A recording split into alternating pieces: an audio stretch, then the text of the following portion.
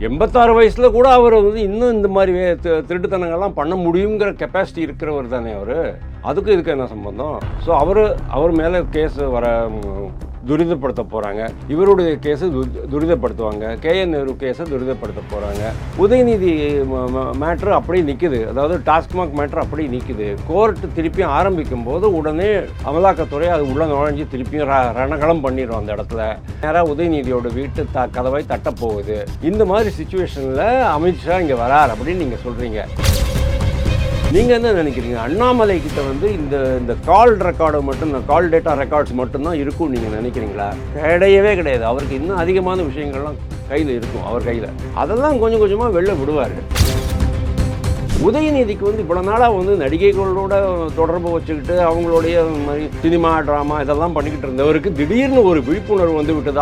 தமிழ்நாட்டில் கொஞ்சம் சுத்தம் பண்ணணும் அப்படின்ட்டு. நான் என்ன கேட்குறேன் தெரியுமா? தமிழ்நாடை சுத்தம் பண்ணணும்னு சொன்னால் முதல்ல இருக்கிற அசுத்தத்தை களைய வேண்டும். ஒரு மேட்ரை ஒழுங்காக படிக்க தெரியாத, ஒரு 4 சென்டென்ஸு பேச தெரியாத, அதாவது தரக்குறைவாக இல்லை, நாகரிகமாக பேச தெரியாத ஒரு ஆளை நீங்கள் வந்து துணை முதல்வராக ஆக்கியிருக்கீங்க.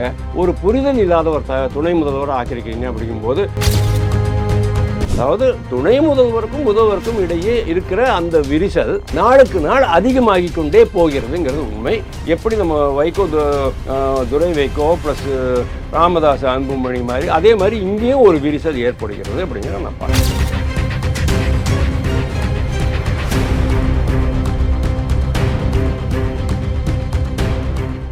ரியல் ஒன் நேயர்களுக்கு வணக்கம். இன்று நம்மளுடைய நேர்காணலுக்கு அரசியல் விமர்சகரான திரு வாசுதேவன் அவர்கள் நினைச்சிருக்காங்க. சார் வணக்கம்.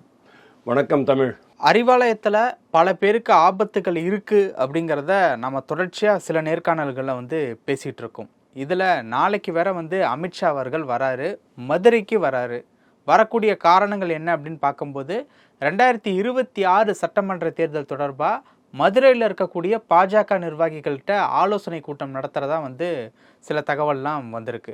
இப்போ அமித்ஷாவினுடைய வருகை 2026 சட்டமன்ற தேர்தலை நோக்கி இருக்கும்போது அறிவாலயத்தில் இருக்கக்கூடிய விஷயங்களுக்கும் ஏதாவது ஆபத்து எதுவும் வர்றதுக்கு வாய்ப்பு இருக்கா? ஏன்னா சென்ற முறை ராமேஸ்வரம் மோடி அவர்கள் வந்தப்போ நம்மளுடைய முதல்வர் அவர்கள் போய் பார்க்கல. பட் அதெல்லாம் தாண்டி டெல்லியில் வந்து சந்திப்புகள் எல்லாமே நடந்தது. ஸோ இந்த மாதிரியான ஒரு கோணத்தில் இருக்கும்போது அறிவாலயம் புள்ளிகளுக்கு ஏதாவது ஆபத்து எதுவும் இருக்குமா? எப்படி இங்கே அறிவாலய புள்ளிகள்னு சொல்கிறத நான் வந்து டிஎம்கேன்னு எடுத்துக்கிறேன். டிஎம்கேக்கு கண்டிப்பாக ஆபத்து அதிகமாகிட்டு தான் இருக்குது. அவங்களுக்கு வந்து ஒரு இறங்கு தசை மாதிரி போய்கிட்டு இருக்குங்கிறத பார்க்குறோம். லாஸ்ட் டைம் பிரதம மந்திரி ராமேஸ்வரத்துக்கு வந்தபோது இவர் போகலை. அது ஒரு புரோட்டோக்கால் மிஸ்டேக் ஆகி போச்சு. அதுக்கப்புறமா தான் அதை நிவர்த்தி பண்ணுறதுக்காக தான் இவர் அங்கே போனார். அதை அங்கே போய்ட்டு சரி பண்ணிக்கலாம். 2 விஷயத்துக்கு போனார் பிரதமரை பார்க்குறதுக்கு. ஒன்று நித்தி ஆயோக் கூட்டம் அப்படின்னு அந்த பேரில் பிரதமரை வந்து அந்த புரோட்டோக்கால் லேப்ஸ் ஆனதை சரி பண்ணுறதுக்கு போனார். ப்ளஸ் நம்ம நிதி விஷயமாக பேசுகிறதுக்கு போனார். எந்த நிதினா உதயநிதி பற்றி சொல்கிறேன். உதயநிதி பற்றி பேசுகிறதுக்கு போயிருக்கலாம். அதாவது இந்த டாஸ்மாக் சமாச்சாரத்தில் அப்படின்னு நம்ம பார்க்குறோம். அதுக்கப்புறம் பாருங்கள், இப்போது தொடர்ச்சியாக பொன்முடி கேஸு ஓப்பன் ஆக போகிறது. துரைமுருகன் கேஸ் ஓப்பன் ஆக போகுது. அவர் இப்போ ஹாஸ்பிட்டலில் அட்மிட் ஆகிருக்காரு. இருக்கட்டுமே. அதனால் என்ன, 86 வயசில் ஹாஸ்பிட்டலில் அட்மிட் ஆகிறது பெரிய விஷயமா என்ன? 86 வயசில் கூட அவர் வந்து இன்னும் இந்த மாதிரி திருட்டுத்தனங்கள்லாம் பண்ண முடியுங்கிற கெப்பாசிட்டி இருக்கிறவர் தானே அவர். அதுக்கு இதுக்கு என்ன சம்பந்தம்? ஸோ அவர் மேலே கேஸ் வர துரிதப்படுத்த போகிறாங்க. இவருடைய கேஸு துரிதப்படுத்துவாங்க. கேஎன் நேரு கேஸை துரிதப்படுத்த போகிறாங்க. உதயநிதி மேட்ரு அப்படியே நிற்குது. அதாவது டாஸ்மாக் மேட்ரு அப்படியே நிற்குது. கோர்ட்டு திருப்பியும் ஆரம்பிக்கும் போது உடனே அமலாக்கத்துறை அது உள்ள நுழைஞ்சு திருப்பியும் ரணகலம் பண்ணிடும். அந்த இடத்துல அது நேராக உதயநிதியோட வீட்டு கதவை தட்டப்போகுது. இந்த மாதிரி சுச்சுவேஷனில் அமித்ஷா இங்கே வரார் அப்படின்னு நீங்கள் சொல்கிறீங்க. அதுக்கு இதுக்கு சம்மந்தம் கிடையாது. அமித்ஷா பாவம் அவர் பாட்டுக்கு அவருடைய கட்சியை வளர்க்குறதுக்கு வரார், அவ்வளோதான். பாரதிய ஜனதா கட்சி அதிமுக கூட கூட்டணி 1 வருஷம் முன்னாலேயே கூட்டணி பண்ணினார் பாருங்க. லாஸ்ட் டைம் மாதிரி கடைசி வரைக்கும் இழுபறி பண்ணாமல் 1 வருஷம் முன்னாலேயே இவங்க கூட்டணி பண்ணி அப்போ தான் வந்து தொண்டர்களுக்கும் தலைவர்களுக்கும் இடையில், அதாவது 2 கட்சி தொண்டர்களுக்கும் தலைவர்களுக்கும் மத்தியில் ஒரு இணக்கம் ஏற்படும் அப்படிங்கிறதுனால அவர் பண்ணியிருக்கிறாரு. அதுதானே தவிர டிஎம்கேக்கும் அமித்ஷாவுக்கும் என்னையா சம்பந்தம் இருக்குது? அவர் பாட்டுக்கு அவருடைய வேலை பண்ணிட்டு இருக்காரு. உள்துறை அமைச்சர் அவருடைய வேலை பண்ணிட்டு இருக்கிறாரு. அமலாக்கத்துறையை அவங்க வேலை பண்ணுவாங்க. சிபிஐ அவங்க வேலையை பண்ண போகிறாங்க. ஞானசேகரன் மேட்டர்லேயும் சிபிஐ தானே வரப்போகிறது. இப்போ ஞானசேகரன் மேட்டரையும் திருப்பியும் எடுக்கத்தானே போகிறாங்க. அவங்கவுங்க வேலையை அவங்கவுங்க பண்ணுறாங்கன்னு சொல்கிறாங்கல்ல, அது உங்களுக்கு ஆபத்தாக தானே வந்து முடியுது. அது நாம என்ன பண்ண முடியும்? அதுக்கு அவர் பாட்டுக்கு அவருடைய வேலையை அவர் பண்ணிகிட்டு இருக்கிறாரு. நீங்கள் வந்து ஏதோ மரத்தை உலுக்கினீங்கன்னா மரம் கீழே விழாது, அந்த இதுதான் கீழே விழும். அந்த இலையும் பழங்களும் தான், முதிர்ந்த பழங்கள்லாம் கீழே விழும். அது மாதிரி அவர் ஏதோ அவருடைய வேலையை பண்ண போகிறாரு, இவருக்கு ஆபத்தாச்சு சொன்னால் அதுக்கு நாம் என்ன பண்ண முடியும்? நீங்கள் எதுக்கு ரெண்டையும் முடிச்சு போடுறீங்க அப்படின்னு எனக்கு தெரியலங்க. அவர் பாட்டுக்கு பாவம் வராரு, மீனாட்சி அம்மனை தரிசனம் பண்ணிக்க போகிறாரு, கட்சியை வளர்க்க போகிறாரு, கட்சி தொண்டர்களோட தலைவர்களோட பேச போகிறாரு, நிர்வாகிகள் கூட்டம் நடக்க போகுது, பூத் கமிட்டி பற்றி பேச போகிறாங்க. அடுத்து பண்ண வேண்டிய நடவடிக்கைகள் என்னென்ன, யார் யார் எந்தெந்த தொகுதியில் நிற்கலாம். லாஸ்ட் டைம் என்னாச்சு, கடைசி வரைக்கும் நான் எந்த தொகுதியில் நிற்பேன் என்பதே எனக்கு தெரியாது. ராமஸ்ரீனிவாசன் அப்படி தானே சொன்னாங்க. எனக்கு தெரிஞ்சு ராமஸ்ரீனிவாசனை வந்து திருச்சியில் நிற்க வைக்கலாம் அப்படின்னு தான் யோசிச்சாங்க. மணப்பாறையில் யாருக்கும் தெரியாமல் ஒரு மீட்டிங் போடலாம் அப்படின்னு அவர் பார்த்தாரு. அதுக்கப்புறமா மதுரை அப்படின்னாங்க, அதுக்கப்புறமா விருதுநகர்னாங்க, அப்புறமா மதுரைக்கு வந்து நிற்க வேண்டியதாக போச்சு. எஸ்ஜி சூர்யாவுக்கு சவுத்தில் கொடுக்கணுமா இருந்தது சென்னையில், ஆனால் அவர் கொடுக்கல. ஏன்னா அவர் 2 வருஷமாக பிரமாதமாக இங்கே வந்து வேலை பண்ணிக்கிட்டு இருந்தார். டெய்லியும் ஒரு இடத்த ஃபோட்டோ போட்டுட்டு திமுக ஆட்சிக்கு முன் திமுக ஆட்சிக்கு பின் அப்படிங்கிற மாதிரி ஒரு இது பண்ணிகிட்டு இருந்தார், கேம்பெயின் பண்ணிகிட்டு இருந்தார். ரொம்ப நல்லா போய்கிட்டு இருந்தது. திடீர்னு தமிழிசையை கொண்டாந்து போட்டாங்க. இந்த மாதிரியான தவறுகள் நடக்கக்கூடாது அப்படிங்கிற அவர் முக்கியமாக பார்க்குறாரு. அதனால தான் இப்போவே இன்னொன்று முக்கியமாக, அண்ணாமலை மாற்றப்பட்ட பிறகு கட்சியினுடைய நிலை என்ன அப்படிங்கிறத நீங்கள் பார்க்கணும். இதைத்தானே டிஎம்கேக்காரங்க பேசிக்கிட்டு இருக்கிறாங்க. நீங்கள் வந்து டிஎம்கேக்கு ஆபத்து அப்படிங்கிறீங்க. ஆனால் அவங்க என்ன சொல்கிறாங்க, அண்ணாமலை போன பிறகு அவங்க வந்து இந்த கட்சி இந்த கூட்டணி இதெல்லாமே வந்து சரியாக இல்லை அப்படிங்கிற மாதிரி அவங்க பேச ஆரம்பிச்சிட்டாங்க. பாஜகவிலேயே கூட ஒரு சிலர் வந்து கொஞ்சம் அதிருப்தியில் இருக்கிறாங்க அப்படிங்கிறது உண்மை. அவங்களெல்லாம் திருப்பியும் உஷார்படுத்தி உற்சாகப்படுத்தி கட்சி பணியில் திருப்பியும் ஈடுபட வைக்கிறதுக்கான ஒரு முயற்சி தான் அமித்ஷாவோட முயற்சி. தவிர அவருக்கும் டிஎம்கேக்கும் எந்த விதமான சம்பந்தமும் கிடையாது. அவர் வராரு அப்படின்னு சொன்னால் இவங்களுக்கு ஏதாவது கிளி பிடிச்சி சொன்னால் நாம் ஒன்றும் பண்ண முடியாது. ஏன்னா நீங்கள் திருடி இருக்கீங்க, போலீஸ்காரன் அந்த பக்கம் போயிட்டு இருக்கிறான், அவன் எதுக்கோ போகிறான், ஒரு இயற்கை அழைப்பை விடுவிக்கிறதுக்காக போகிறான் அப்படின்னா கூட அவனை பார்த்த உடனே உங்களுக்கு கிடுகிடு நடுக்கம் வந்துடுச்சுன்னா நாம் என்ன பண்ண முடியும்? டிஎம்கே இன்றைக்கி அந்த கண்டிஷனில் தான் இருக்குது. எதை பார்த்தாலும் அவங்களுக்கு வந்து ஒரு பயம். மோடியை பார்த்தா பயம், அமித்ஷாவை பார்த்தா பயம், பாஜகவை பார்த்தா பயம், இப்படியே சொல்லி அதுக்காக தான் கண்டினியூஸாக அவங்க இன்னும் பாஜக மேலே தான். ஏடிஎம்கே பற்றி கூட அவங்க ஜாஸ்தி பேசலை. அவங்களுடைய 27வது பொதுக்குழு தீர்மானத்தை நீங்கள் பார்த்தீங்களா? 27வது பொதுக்குழு தீர்மானத்தில் பாசிச பாஜகவும் தமிழ் விரோதிய துரோகி எடப்பாடி அதிமுகவும் அப்படின்னு தான் போட்டிருந்தாங்க. அதிமுகவே 2வதாக தான் வருது. முதல் குறிப்பு பாஜக அப்படின்னு சொன்னால் இன்னும் கூட டிஎம்கே பாஜகவைத்தான் குறி வைக்கிறாங்க, ஏடிஎம்கே குறி வைக்கிறாங்கிறத நீங்கள் புரிஞ்சுக்கலாம். அதனால் நான் one thing I will tell you, இவர் வந்தார் சொன்னனாலே இவங்களை வந்து நடுக்கம் வர்றதுக்கான ஒரு நடுக்கம் வருதுங்கிறது ஒரு இயல்பான சமாச்சாரம் தான். இவர் சும்மா அது மாதிரிலாம் பண்ண போகிறதில்ல. அண்ணாமலை வந்து 48 நாள் கெடு வச்சுருந்தார் இல்லையா? நீங்கள் என்ன நினைக்கிறீங்க? அண்ணாமலை கிட்ட வந்து இந்த கால் டேட்டா ரெக்கார்ட்ஸ் மட்டும்தான் இருக்கும் நீங்கள் நினைக்கிறீங்களா? கிடையவே கிடையாது. அவருக்கு இன்னும் அதிகமான விஷயங்கள்லாம் கையில் இருக்கும். அவர் கையில் அதெல்லாம் கொஞ்சம் கொஞ்சமாக வெளில விடுவார். எப்படி அண்ணாமலையை இந்த தேர்தலுக்கு உபயோகப்படுத்த வேண்டும். ஏன்னா நேஷ்னல் லெவலில் பிரசிடெண்ட் மாறின பிறகு தான் அண்ணாமலைக்கு ஒரு போஸ்ட் கிடைக்கும். அது வரைக்கும் அண்ணாமலையை சும்மா இருக்க முடியாதுங்கிறது அவருக்கும் தெரியும். ப்ளஸ்ஸு கட்சியை கட்டுக்கோப்பாக வச்சுக்கணும், இந்த அடிமட்ட அளவில் துடிப்போடு இருக்கணும் அப்படிங்கிற அந்த ஒரு நோக்கத்தை தான் அவர் நிர்வாக சந்திப்பை நடத்துகிறாரு. ரொம்ப அருமையாக நடக்கக்கூடிய ஒரு செயல். இதுக்கப்புறமா பாஜக அதிமுக கூட்டணி இன்னும் அதிகமான புத்துணர்ச்சி பெற்று இன்னும் பிரமாதமாக செயல்படுவாங்கங்கிறதுல எனக்கு சந்தேகமே இல்லை. ஓகே, சமீபத்தில் தயாரிப்பாளர் தானு அவருடைய வந்து இல்ல திருமண விழாவினுடைய ரிசப்ஷன் வந்து நடந்தது. அவருடைய ரிசப்ஷனுக்கு வந்து முதல்வர் அவர்கள் வந்து அவங்களுக்கு வந்து சந்திச்சுட்டு அந்த நிகழ்ச்சியை வந்து சிறப்பிச்சுட்டு வந்து போனாங்க. ஆனால் அவங்க வந்துட்டு போனதுக்கப்புறம் தான் துணை முதலமைச்சர் உதயநிதி அவர்கள் வந்து அவங்களும் அந்த விழாவை வந்து சிறப்பிச்சுட்டு போனாங்க. எப்போவுமே முதல்வர் அவர்களும் துணை முதலமைச்சர் அவர்களும் ஒரே நேரத்தில் தான் ஒரு நிகழ்ச்சிக்கு வருவதுண்டு. ஆனால் இந்த முறை தனித்தனியாக வந்துட்டு போனதுக்கு உண்டான காரணம் என்ன அப்படிங்கிறத எப்படி புரிஞ்சுக்கிறது? ரெண்டாவது விஷயம் வந்து சமீப காலமாக உதயநிதி அவர்கள் ஓய்வில் இருக்காங்க அப்படிங்கிற மாதிரியான சில விஷயங்கள் வந்து சொல்லப்படுது. ஸோ எல்லாத்தையும் வச்சு பார்க்கும்போது ஏதோ ஒரு விரிசல் நடுவில் இருக்கா எப்படி? ஓய்வில் இருக்கார் அப்படின்னு நான் நினைக்கல. ஓய்வில் இருந்தார், 2-3 நாள் ஓய்வில் இருந்தார். அதுக்கப்புறமா நேற்று கூட தூய்மை தமிழ்நாடு திட்டம் அப்படின்னு ஆரம்பித்தாங்க பாருங்கள். இது என்ன புதுசா? 2014 நரேந்திர மோடி பதவியேற்ற பிறகு, பிரதமராக பதவியேற்ற பிறகு ஆரம்பித்து தான் தூய்மை பாரத திட்டம், ஸ்வச்ச பாரத் அப்படிம்போம். இப்போ திருப்பியும் இப்போ தான் அவங்க மூச்சுக்கிறாங்க. 11 வருஷத்துக்கு அப்புறமா டிஎம்கே மூச்சுக்கிறாங்க. ஆஹா, தமிழ்நாடு ஒரே குப்பைக்காடாக இருக்குது, ஒரே நாத்தமாக இருக்குது. எங்கே நாத்தமாக இருக்குது தெரியுமா? மதுரையில் ரோட் ஷோ போனீங்கல்ல, அந்த 2 கிலோமீட்டருக்கு அந்த கால்வாய், ஆக்சுவலி இது கால்வாய் தான், சாக்கடை கிடையாது. அந்த கால்வாயையே சாக்கடையாக மாற்றக்கூடிய கெப்பாசிட்டி டிஎம்கே கவர்மெண்ட்டுக்கு உண்டு, ஏடிஎம்கேக்கு உண்டு வச்சுக்கோங்க. அதை வந்து மூடி மறைச்சிட்டாங்க. அப்புறமா அவர் என்ன சொன்னார், முதல்வர் என்ன சொன்னார், இது வந்து நாங்கள் வந்து குஜராத் மாடல் கிடையாது, இது தமிழ்நாடு மாடல். என்ன குஜராத் மாடல்? அவர் என்ன சொல்கிறாரு, வெளிநாட்டு அதிபர்கள்லாம் இதுக்கு வரும்போது, அகமதாபாத் அங்கெல்லாம் வரும்போது அவங்க வந்து இந்த மாதிரி சேரி குப்பம் இதெல்லாம் இருக்கும் இல்லையா, அதாவது கொஞ்சம் வசதி குறைந்தவர்கள் வாழும் இடங்கள்லாம் வந்து மூடி மறைச்சிடுவாங்க அப்படின்னு சொன்னார். நீங்கள் போய் பாருங்கள், சபர்மதி ரிவர் ஃப்ரண்ட் எப்படி இருக்குதுன்னு நீங்கள் போய் பாருங்கள். நான் பார்த்துட்டு வந்திருக்கேன், 2 முறை பார்த்துட்டு வந்திருக்கேன். சபர்மதி ரிவர் வாட்டர் ஃப்ரண்ட் எப்படி இருக்குன்னா, அப்படியே ஃபாரினில் என்ன மாதிரி கண்டிஷன் மெயின்டைன் பண்ணுவாங்களோ, தேம்ஸ் நதியெல்லாம் அந்த மாதிரியாக அங்கே பண்ணி வச்சுருக்குறாங்க. இங்கே கூவம் எப்படி இருக்குன்னு நீங்கள் பார்க்குறீங்க.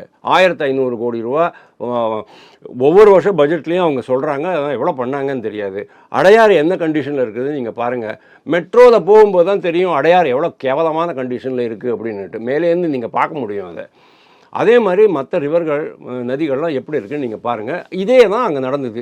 இதை பார்த்து தான் வந்து உதயநிதிக்கு வந்து இவ்வளோ நாளாக வந்து நடிகைகளோட தொடர்பு வச்சுக்கிட்டு அவங்களுடைய மாதிரி சினிமா ட்ராமா இதெல்லாம் பண்ணிக்கிட்டு இருந்தவருக்கு திடீர்னு ஒரு விழிப்புணர்வு வந்து விட்டது. ஆஹா, தமிழ்நாட்டில் கொஞ்சம் சுத்தம் பண்ணணும் அப்படின்னுட்டு. நான் என்ன கேட்குறேன் தெரியுமா, தமிழ்நாடை சுத்தம் பண்ணணும்னு சொன்னால் முதல்ல இருக்கிற அசுத்தத்தை களைய வேண்டும். அசுத்தம் அப்படிங்கிறது எது? டிஎம்கே. டிஎம்கேயை நீங்கள் களைஞ்சிட்டீங்கன்னு சொன்னாலே தமிழ்நாடு ஆட்டோமேட்டிக்காக சுத்தமாகிடும் அப்படின்னு நான் நினைக்கிறேன்.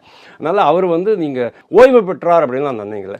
இப்போ நான் ஓய்வில் இருந்தார் அவ்வளோதான். தானு விஷயத்துக்கு நான் வரேன். தானு முதல்வர் போனாருங்கிறது தெரியும், ஆனால் உதயநிதி போனாராங்கிறது எனக்கு தெரியாது. போனார், ஒரு ஓகே தனியாக போனார். ஒரு நிகழ்ச்சிக்கு 2 பேரும் சேர்ந்து தான் போகணுங்கிற அவசியம் கிடையாது. இல்லை, இதுக்கு முன்னாடி அப்படி தான் நடந்துகிட்டு இருந்தது. இப்போ தனித்தனியாக போகிறது இல்லை, முதல்வரான இது துணை முதல்வரான பிறகு அந்த மாதிரி போனாராங்கிறது தெரியல. ஆனால் அவர் வந்து விளையாட்டுத்துறை அமைச்சராக, விளையாட்டு பிள்ளைனே வருது எனக்கு, சாரி, விளையாட்டுத்துறை அமைச்சராக இருக்கும் பொழுது அவர் வந்து சேர்ந்து போயிருக்கலாம், அது வேறு விஷயம். பட் இப்போ வந்து துணை முதல்வர் 2 பேருக்குமே ப்ரோட்டோகால் ப்ராப்ளம் இருக்குது, செப்பரேட்டாக இருக்கும் செக்யூரிட்டியெல்லாம்.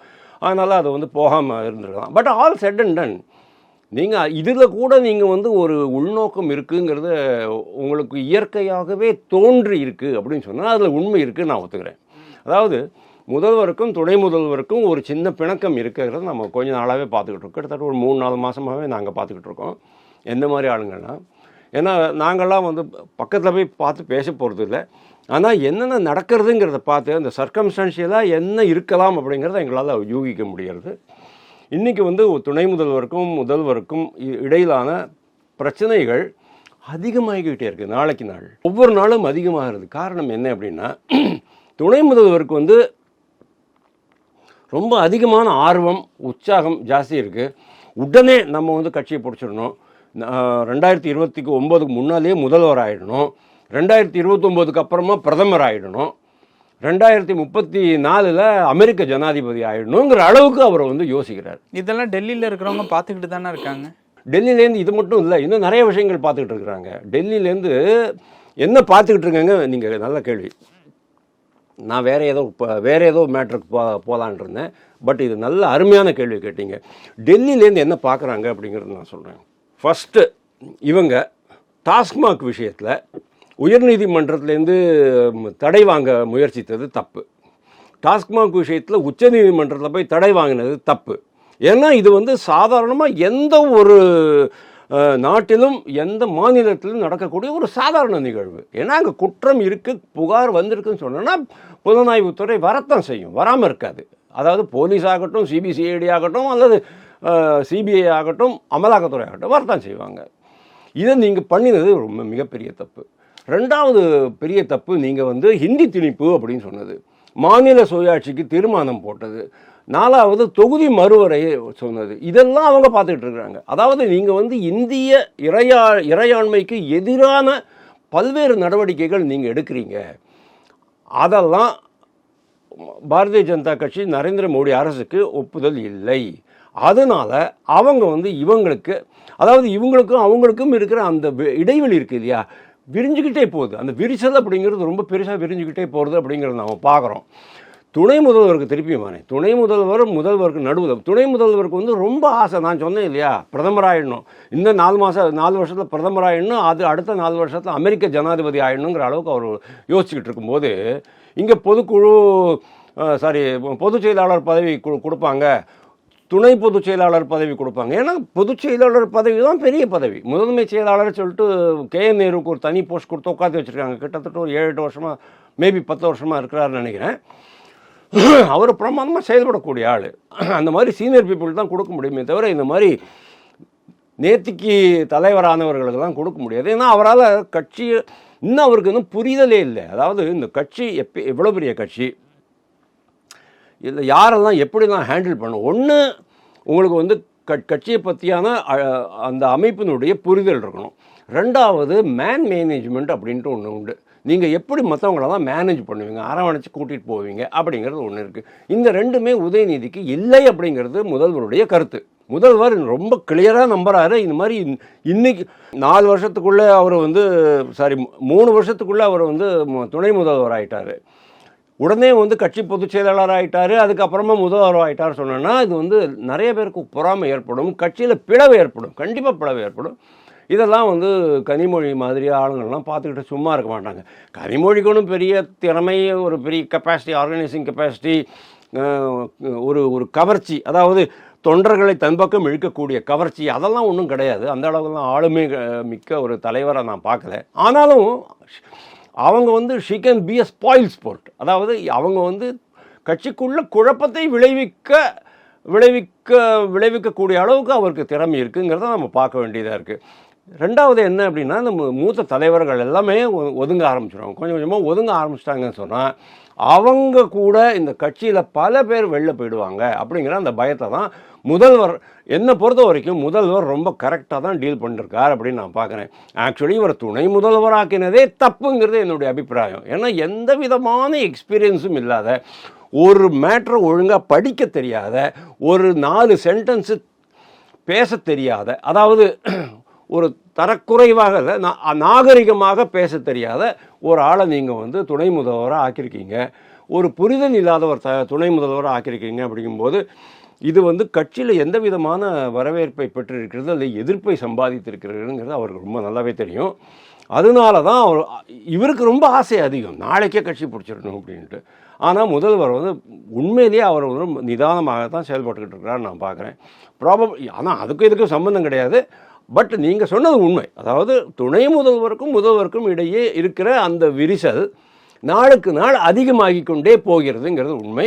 எப்படி நம்ம துரை வைகோ ப்ளஸ் ராமதாஸ் அன்புமணி மாதிரி, அதே மாதிரி இங்கேயும் ஒரு விரிசல் ஏற்படுகிறது அப்படிங்கிறத நான் பார்க்குறேன். ஓகே சார், பல விஷயங்கள் பகிர்ந்துக்கிட்டீங்க. நேரத்துக்கு ரொம்ப நன்றி. தேங்க்யூ.